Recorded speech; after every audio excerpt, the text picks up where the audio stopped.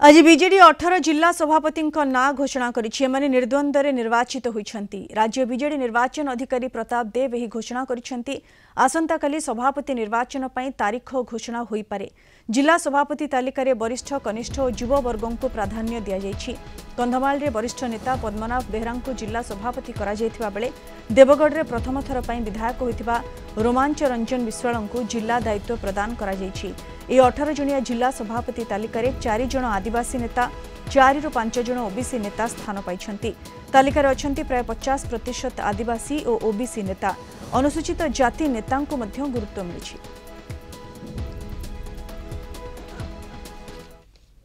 सांगठनिक प्रक्रिया आगे राज्य सभापति निर्वाचन हम खूब कम दिन भितर एवं समस्ते जानते ओडिशा रे सबू विजु जनता दल विजु प्रेमी मानकर मन भितर गोटे आशा आकांक्षा आमर नेता प्रिय नेता श्री नवीन पट्टनायक पुणी थे दलर दायित्व नेबे मंग संभाळिबे एवं तांको नेतृत्व रे जो विकास धारा चली से धारा चलवा पुणी थे विजु जनता दलर मंग सहित नवीन पट्टनायक धरवे। निश्चित भाव आम संगठन प्रयास अच्छी आप जानते आम दीर्घ 24 वर्ष धरी शासन में